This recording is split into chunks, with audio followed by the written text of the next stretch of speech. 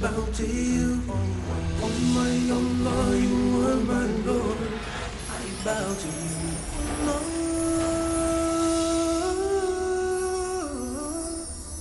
Allah, oh my Allah, you are my Lord. I bow to you. Oh my Allah, you are my Lord. I bow to you. Oh my Allah, you are my Lord. I bow to you. Assalamu alaikum wa rahmatullahi wa barakatuh. Alhamdulillahi rabbil alameen. Wa sallallahu wa sallam wa baraka ala abdihi wa rasulihi nabina Muhammad wa ala alihi wa sahbihi ajma'een amma ba'd. Ahlan wa sahlan wa marhaban bikum. I welcome my dear brothers and sisters in al-Islam to the final episode of our series, The Prophetic Timeline, a chronological order of the Messenger sallallahu alaihi wasallam's life. Ya Abdullah, Ya Amatallah, in the series, we've not been going in super detail, but rather we focused on the chronological order so that at least in our minds, we can see the entire seerah in one go, bi'idhnillahi ta'ala. Ya Ikhwan wal Akhawat, in our previous episode, we discussed the months and the years pertaining to the year 9 AH and the year 10 AH. 9 AH was called Am al-Wufud, the year wherein the various tribes, they came to the Messenger sallallahu alaihi wasallam in Medina al-Munawwara and they pledged allegiance to him. We also learned Prophet sallallahu alaihi wasallam orders that Abu Bakr radiallahu anh be the Imam of Hajj and he leads the Muslims in Hajj. We discussed the year 10 AH, and we know that in that year, the Messenger sallallahu alaihi wasallam himself, he performed his Hajj of al-Islam. He gave his famous address at Arafat, the verses, اليوم أكملت لكم دينكم وأتممت عليكم نعمتي ورضيت لكم الإسلام دينا, were all revealed at Arafat.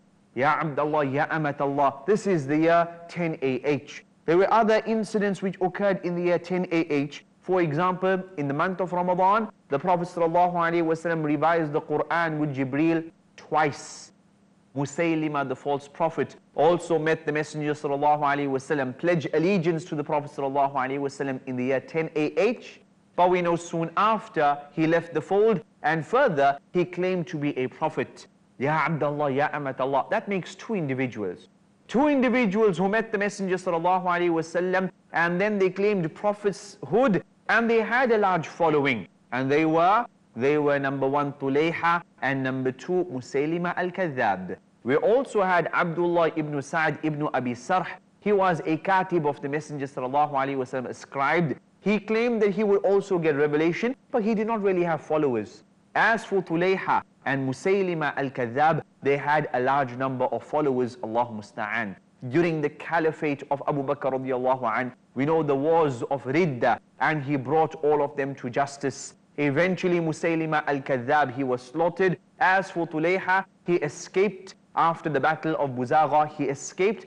But subhanallah, later on, he came back to al-Islam. He recanted, he hasuna Islamu, he came back to Islam, he perfected Islam, he was a good Muslim, and he died in one of the battles, brothers and sisters. So that's Tulayha and that's Musaylima al-Kadhab. With regards to Musaylima al-Kadhab, we know that he would make up his verses of his type of Quran. We know, for example, he would say, Ya wabar, innama anta adnabun wa sadr. O rabbit, you are only but a body and a tail. Allah musta'an. Ya Abdullah, Ya Amatallah, as one of the individuals, Amr bin As, in fact, said to him that, Wallahi, you know that I know that you are a liar. Wallahi, you know that I know that you are a liar. He writes to the Messenger ﷺ saying that for you is half of the earth, for me is half of the earth. You take half the land, I take half the land, and we'll share things. You are a Nabi and I am a Nabi. And he says, you people, the Quraysh, are not being just, you're not giving us our share. All he wanted was money, subhanallah. The Messenger ﷺ writes back to him, and he says, from Rasulullah, the Messenger of Allah, to Musaylima the Kadhab, the liar, the earth belongs to Allah and He gives it to whomsoever He wants. Subhanallah. Look at that response of a true Nabi, of a true prophet of Allah subhanahu wa ta'ala.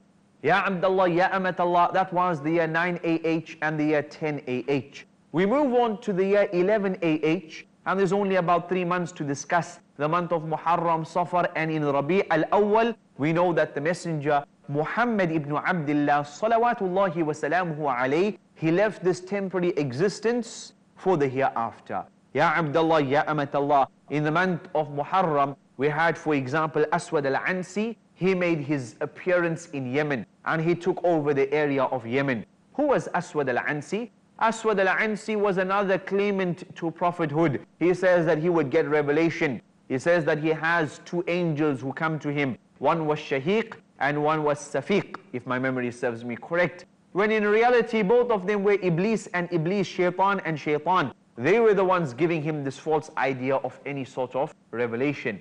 Ya Abdullah, Ya Amatallah, he would go into epileptic fits. He had taken over the area of Yemen. The Muslims, we had Feroz, we had Azad, etc. They were the ones in charge there. But Aswad al-Ansi with his forces took over, and he had taken the previous ruler's wife Azad as his new wife. But the Muslims were planning to remove him from power. And alhamdulillah, before the death of the Prophet ﷺ by one day, then the Prophet ﷺ got the news that Aswad al-Ansi is no longer, he has been killed, walhamdulillah. And he was one of those false prophets. So Ya Abdullah, Ya Amatallah, in the month of Muharram, Aswad al-Ansi made his appearance in Yemen and he had taken over that area. In the month of Safar, we had the Messenger ﷺ ready up the army of Usama. This was a major event. The army of Usama, what was his age? He was about 17, 18 years old. And he is the head of this army. And under him is, for example, the giant Umar ibn al-Khattab radiyallahu anhu. Subhanallah. Ya Abdullah, Ya Amatallah, remember well that Usama's father Zayd ibn Haritha fought in the battle of Mu'ta and he was killed. Fought against the Romans. And so the Messenger Muhammad sallallahu alaihi wasallam, then after this, in the year 9 after the Hijrah, he readies up the army, they head to Tabuk, but there was no fighting, there were no Romans to be found, and they returned without any battle. This is now the third time the Messenger sallallahu alaihi wasallam readies up the army to face the Romans. Who does he put in charge? Usama, the son of Zayd, and the one who was very beloved to the Prophet sallallahu alaihi wasallam. Usama and his father, very beloved to the Prophet sallallahu alaihi wasallam. We know that Usama, people would call him the Hib of the Messenger sallallahu alaihi wasallam, beloved one. We know that when that female had stolen, people were like, who will intercede with the Messenger sallallahu alaihi wasallam? Who can talk to him that please have mercy on this woman? Do not cut off her hands for the stealing. They all said, Usama, Usama. And they sent Usama to negotiate, to intercede with regards to this matter with the Messenger sallallahu alaihi wasallam. Subhanallah. Why did they choose him? Because he was very beloved to the Prophet sallallahu alaihi wasallam. And we all know the story. Prophet sallallahu alaihi wasallam came out in public. He was angry and he gave a general address. And he said that even if Fatima had stolen, we would cut off her hand. And what you people are asking for is what destroyed the people before you. When the rich and the high-ranking do something wrong, they do not apply the penalty upon them. But when the poor and the downtrodden, they do something of the sort, then very quick you are ready to apply the had on them. Even if Fatima stole, we would cut off her hands. Usama's beloved? Well, Fatima's even more beloved. And if she stole, we would apply the had penalty upon her. Allahu musta'an. Ya Abdullah, Ya Amatallah. So this readying up of the army of Usama occurred in the month of Safar. And while they were readying up the army, we know the Prophet ﷺ fell ill. Also remember, brothers and sisters, when Usama was chosen for this task, there were some rumblings amongst the Sahaba. Some were like, why are you putting a young boy in charge? You know, we have the major ranking Quraysh individuals here. We have Umar, we have others. We have Khalid ibn Walid. Why put this young boy in charge? And furthermore, I mean, technically at the end of the day, Usama's father was a slave. Usama comes from a background of slavery. Allah musta'an. But did the Messenger Muhammad sallallahu alaihi wasallam look at those matters? Absolutely not. The Prophet sallallahu alaihi wasallam looked at the criteria of merit. He looked at the matter of ability, whether Usama was able to do the job, and he was. Prophet sallallahu alaihi wasallam gave a general advice and he said to the people, you criticize his leadership like you criticize the leadership of his father previously. Verily he is beloved to me like his father, and this is my decision. Now alhamdulillah, everyone accepted after that. So this was the month of Safar. Prophet ﷺ starts readying up the army of Usama. Then we also have the time when the Messenger ﷺ goes to Baqi. He goes there and he feels that his end is near. So he goes to Baqi, he lifts up his hands and he makes dua to Allah subhanahu wa ta'ala for the inhabitants of Baqi.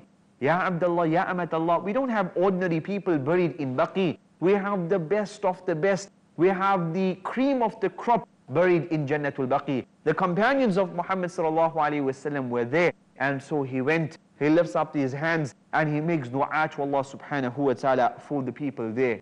Then the Messenger sallallahu alaihi wasallam began to fall ill.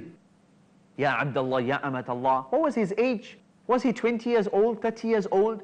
The Prophet sallallahu alaihi wasallam was at the age of 63. Subhanallah. And we know that he said, if anyone reaches that age, like between 60 and 70, then do not ask Allah for a longer life. I mean, technically you've lived, mashallah, a good innings. And also he said, very important, that you have no excuse before Allah subhanahu wa ta'ala. Someone's in his 20s, 30s, he does wrong, he does haram, etc. Wrong, but his age maybe can have some sort of, one can understand due to his age.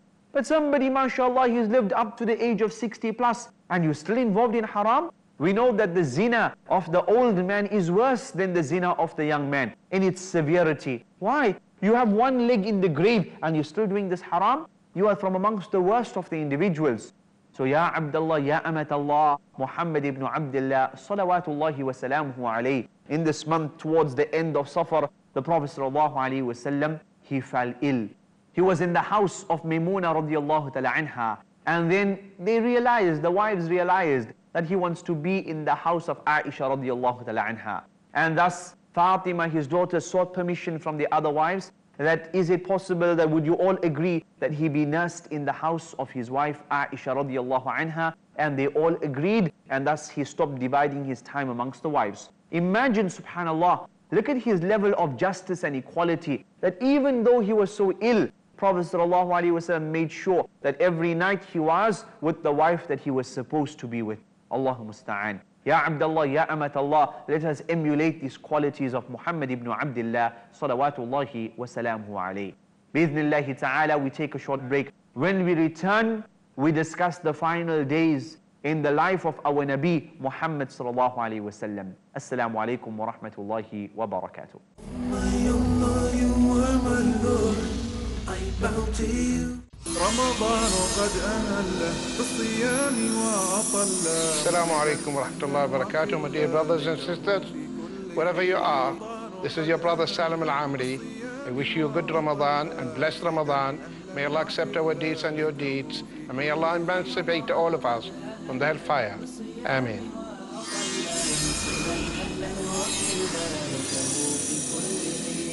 رمضان قد أهل بالصيام Zain, Pika and Daud Wansby Ali. Hey kids, time is very precious. This life is a gift from Allah. Utilize this gift for here and hereafter. Enjoy this gift in the light of the Quran and Hadith. Enjoy Islam with us, Zain and Dawood. Enjoying Islam with Zain and Daud. Next on Peace TV. My Allah, you are my Lord. I bow to you. Assalamu alaikum wa rahmatullahi wa barakatuh. Ya Abdullah, Ya Amatallah, we are going through the biography of the best man who walked the face of this earth, Muhammad sallallahu alayhi wa sallam, our Nabi, our Rasul, our Sayyid. Ya Abdullah, Ya Amatallah, the program entitled Prophetic Timeline, and this is our final episode. Where did we stop? We stopped with the Messenger sallallahu alayhi wa sallam ill in the house of Maymuna, his wife, walhamdulillah. Then the other wives, they concede and they accept that we will allow him to stay in the house of Aisha radiallahu ta'ala anha because he wants to be there. He would say, Aina ana ghadan, Aina ana ghadan, where am I tomorrow, where am I tomorrow? They realize that he wants to be with Aisha radiallahu anha, he wants to be in her home, the most beloved wife of the Messenger sallallahu alayhi wa sallam when he was married to her. Fatima sought permission from the other wives, they all accepted, and thus he was in the house of Aisha radiallahu ta'ala anha. Ya Abdullah, Ya Amatallah, as has been said, إذا ذكرت مصيبة تسلو بها فاذكر مصابك بالنبي محمد. If you remember and you go through a trial and tribulation that you, O son of Adam, you go through some tough times, remember the calamity in Muhammad sallallahu alaihi wasallam passing away. With it ended revelation, with it ended his life, with it ended that connection we had with Allah subhanahu wa ta'ala. An issue happens, an incident occurs, revelation comes down to him. With his passing away ended all of that. And his passing away is one of those signs of Yawm al-Qiyamah.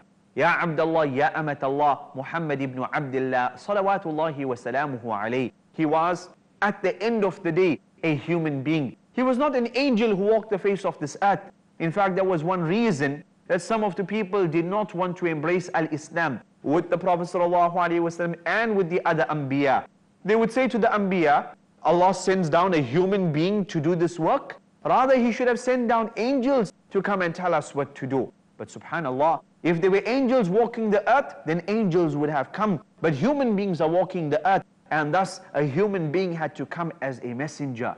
Brothers and sisters, imagine if an angel came down and did the da'wah and the angel was the messenger. What would we say? We would say, well, I mean, you're an angel. How can we compete? How can we follow you? You are an angel. Subhanallah. Even today, how many a person states, you are the Rasul, you are Sahabi, how can we ever emulate you? Ya Abdullah, Ya Amatallah, as the alim, the scholar, he says that Allah subhanahu wa ta'ala obliged us to follow the Messenger sallallahu alayhi wasallam because he was the Rasul of Allah. He was the example for us to follow. He was the Rasul of Allah. So follow him.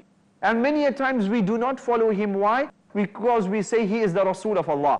We can't follow him. He's too high. He's too pious. He's too righteous. Inna lillah wa inna ilayhi raji'un. Look at how we've turned things around. Nonetheless, the Messenger Muhammad sallallahu alayhi wasallam, he was a human being. إِنَّكَ مَيِّتْ وَإِنَّهُمْ مَيِّتُونَ. You will die and they will also die. He says, قُلْ إِنَّمَا أَنَا بَشَرٌ مِثْلُكُمْ. I am only a human being just like you people. يُوحَى إِلَيْهِ, but revelation comes to me. That's the difference between Muhammad ibn Abdullah salawatullahi wa salamuhu alayhi. That revelation comes to him. He is the most beloved of Allah subhanahu wa ta'ala's creation. He is the best man who walked the face of this earth and the best of the Anbiya and the Rusul, but he was a human being.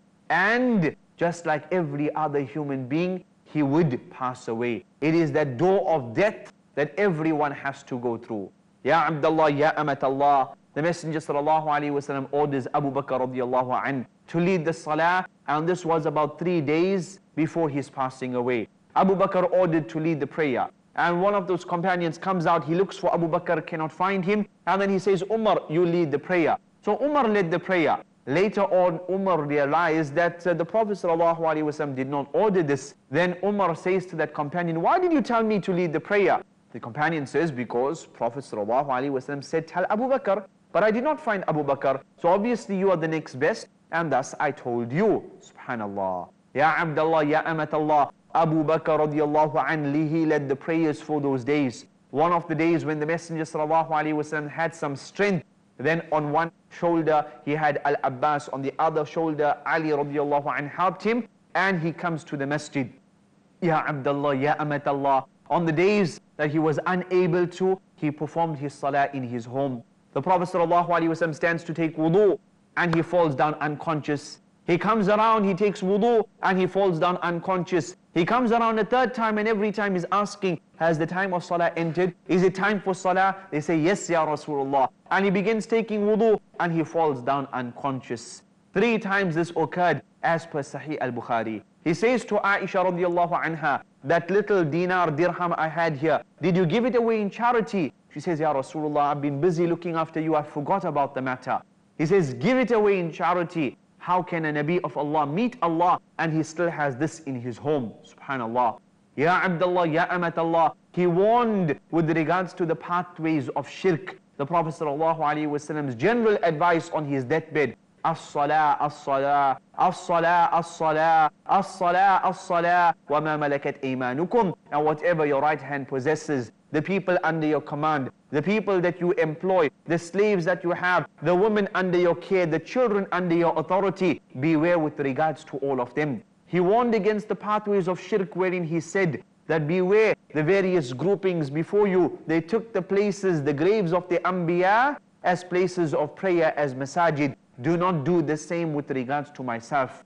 Ya Abdullah, Ya Amatallah. The Messenger sallallahu alaihi wasallam, the pangs of death were difficult. And they said, Ya Rasulullah, even you go through the pangs of death? And he said, yes, I go through double the pangs of death what any of you goes through. Subhanallah.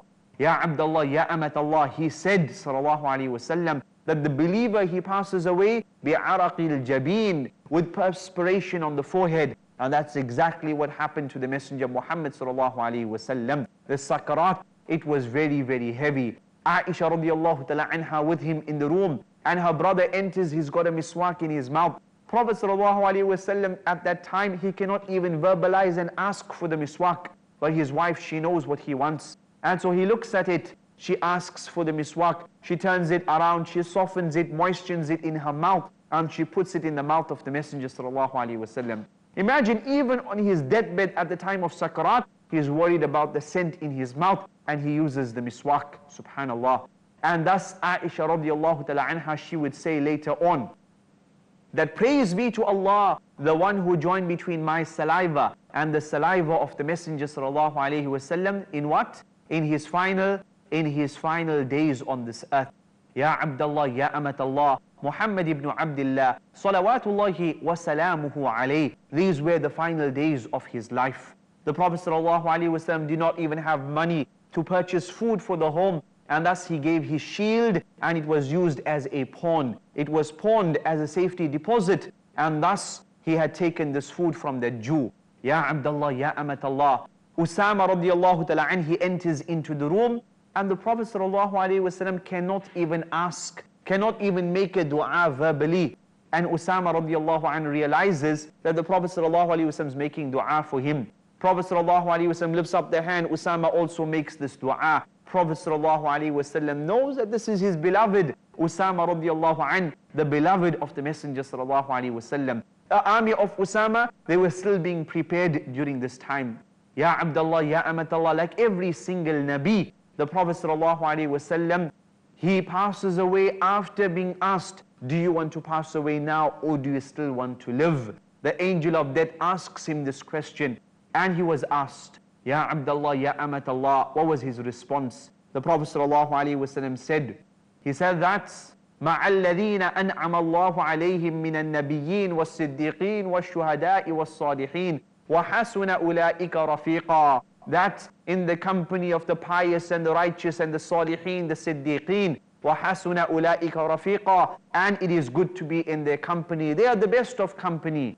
And with that, Muhammad ibn Abdullah, salawatullahi wa salamuhu alayhi, on that Monday, the 12th of Rabi al-Awwal, around the early morning time, the Prophet sallallahu alaihi wasallam, he left this temporary existence for the hereafter.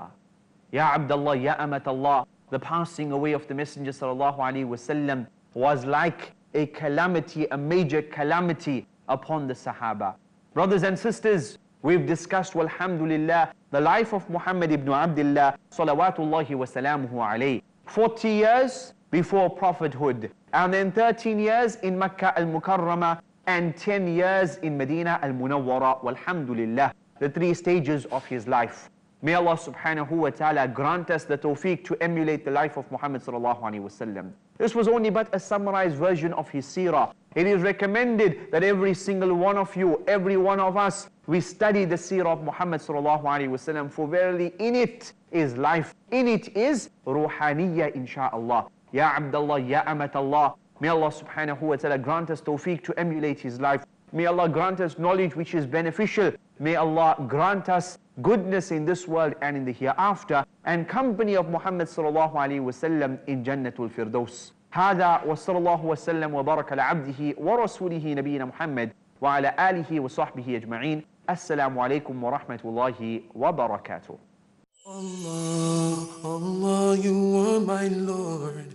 I bow to you. Allah, Allah, you are my Lord.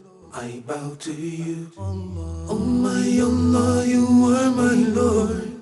I bow to you. Allah, oh my Allah, you are my Lord. I bow to you. Allah,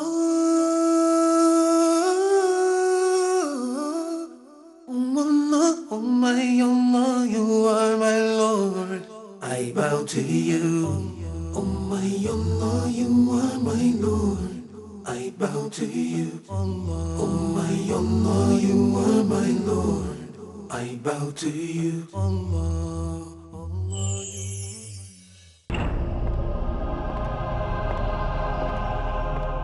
For every step you climb higher, another person is left standing below. For every dollar you earn in excess, elsewhere another seeks $1 under duress. It is the favor God bestows upon us that brings us wealth in this life. And it is only in bestowing that favor on others can you repay your debt in the hereafter.